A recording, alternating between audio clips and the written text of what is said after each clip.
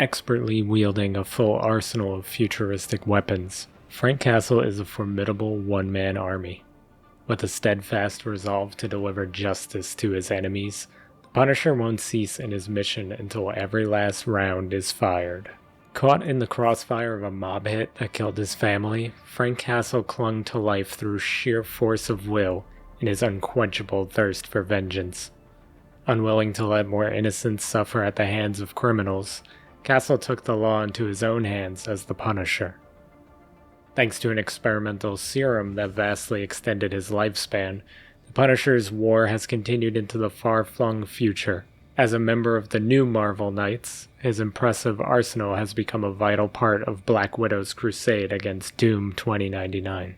After their little disagreement in Tokyo, Frank Castle figured he'd never hear from Natasha and her worldwide squad of Red Room spies. But lo and behold, it wasn't even a few weeks after the sky fell apart that she found him in an open-air noodle shop nestled among Shanghai warehouses down by the flood control walls along the Huangpu River. The towers gleamed in the night sky, their upper floors hidden by clouds. It had just started raining. "Your kind of neighborhood," she commented as she took a seat opposite him. "Honest working people," Frank said. "Food ain't half bad either. I had better noodles on Canal Street, though. You stopped by to tell me I'm wanted in Shanghai, too?" Natasha shook her head. "Haven't checked. I found you because I need a word." Frank slurped his noodle broth. "We saw what happened in Tokyo. Maybe we should be working together." She spoke bluntly, causing Frank to crack a smile, just long enough to let her see it. "I was kidding." "I'm not." He looked at her while recalling what he saw in the sky just a few minutes after he took out some rogue androids, apparently blowing up her mission. It looked like some so-called supervillain did something to the sky, like the old days in New York City when something crazy happened every other hour. Then the sky over Tokyo was different, and Frank couldn't kid himself. A lot of other things were different too. "So what have you been doing since Tokyo?" she asked. Her tone told Frank that she already knew, so he played it straight. "Went back home for a bit, cleaned up some criminal scum. Then I thought maybe I could help them more by getting after Doom again. I kidnapped one of his engineers, tried to find out what he's working on in Doomstad. Learned enough to know that I had to come to Shanghai." "And do what?" Frank pressed his thumb on a reader set into the noodle shop's counter. It chirped. He stood and turned his collar up against the rain. "Come on," he said. By the time they got up on the flood wall, the rain was coming down in sheets. He couldn't see across the river to the old International concession. "Been here before?" he asked Natasha. "I've been just about everywhere," she said. "First time I came to Shanghai was back in the 1980s. It's changed a lot." Frank nodded. Shanghai changed fast, and the 1980s were a long time ago. "I mostly stayed in the States after I got home. But once I got the treatment, life got a lot longer. Thought I had more scope, I guess, to take on some bigger problems. Because the more things changed, the more I realized that the world was staying the same, unless I changed it." He stood listening to the rain, thinking about it. He knew Natasha had undergone the same life extension treatments he had, but in the moment it didn't seem to bind them together. She'd used her extra decades to retake control of the Red Room and become the leader of an international spy network. Talk about healing childhood trauma. On the other hand, Frank had used his time to escalate his war on criminal scum, from street-level punks and neighborhood gangsters to international traffickers. He tracked them patiently over years, and when he had the right situation, he made them pay. "Sometimes I think maybe I should have stayed in New York." "They do have good noodles," Natasha joked dryly. "Why are we here, Frank?"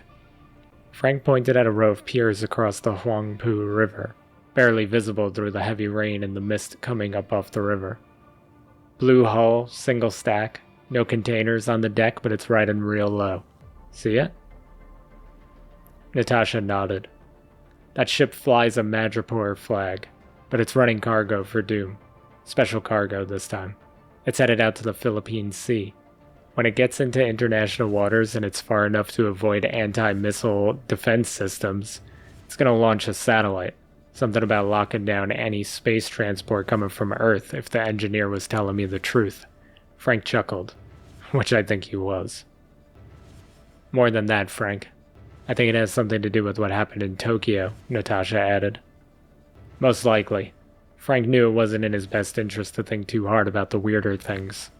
Crime was crime, and he gravitated towards problems with permanent solutions.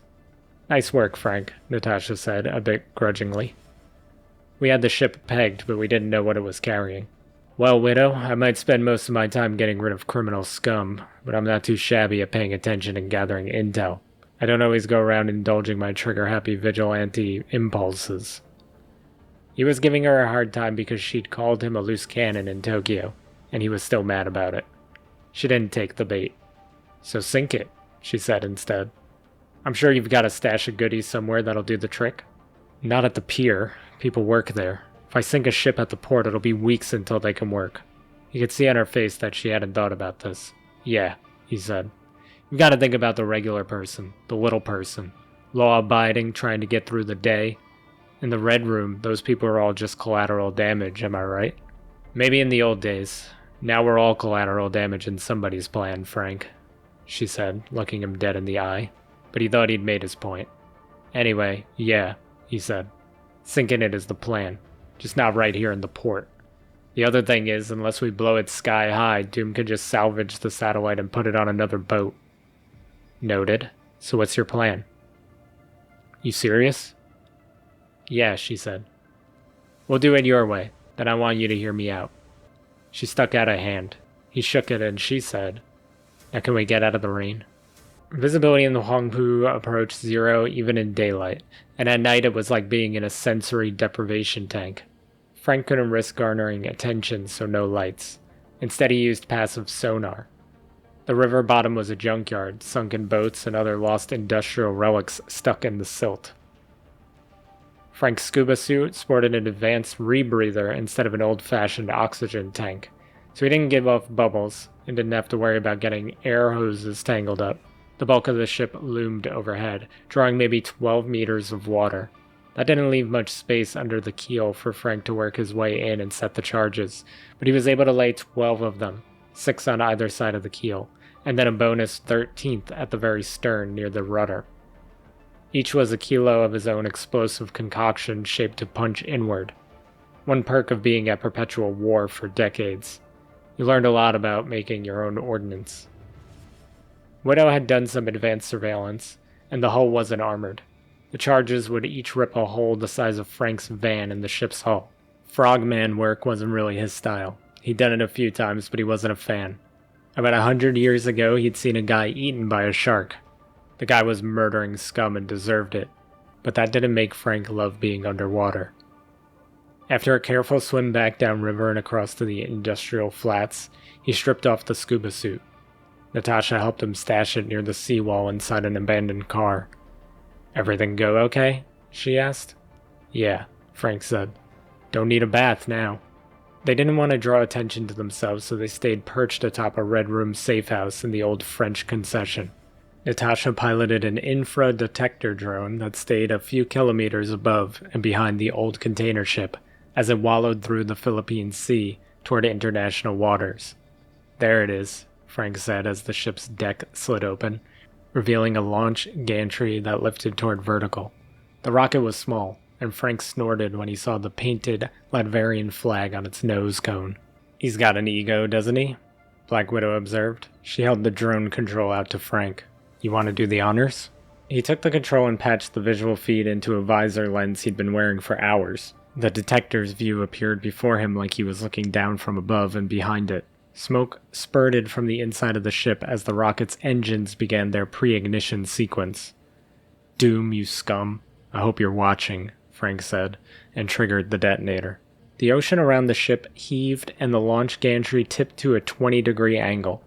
A moment later, a huge belch of fire blasted upward from inside the ship. The rocket's engine ignited, but before it could lift off, the gantry swung again, smashing into the ship's superstructure. Flaming wreckage from a second series of explosions arced into the sky and fell into the sea in blasts of steam. The ship itself was settling fast, heeling over to port as its stern disappeared. The rocket stayed in the gantry, thruster spurting. Not 5 minutes after the charges detonated, the freighter and rocket were gone as if they had never existed. What's the depth here? Frank wondered. 7,000 meters, give or take, Natasha said. That satellite's not coming back up. Doom's gonna be furious. Better than him being happy. Frank set down the drone control and took off the visor. Wait, Natasha said. She picked the control up again and watched the monitor. The water was still churning where the ship had sunk, but now as they watched, the ocean's surface really started to boil. Through the swirling foam, the rocket and its satellite payload rose slowly into the air. You gotta be kidding me, Frank said. Wobbling to stay vertical, the rocket cleared the surface. Its thrusters flared brighter and it accelerated upward. Natasha touched a fast series of commands on the infradetector's control. The drone ascended in parallel with the rocket. You planning to crash it?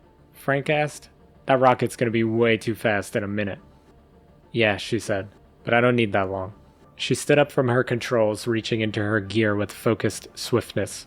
Within moments, she lifted a massive weapon to her shoulder and took aim as the firearm announced, "Electroplasm rifle charged." Electroplasm rifle?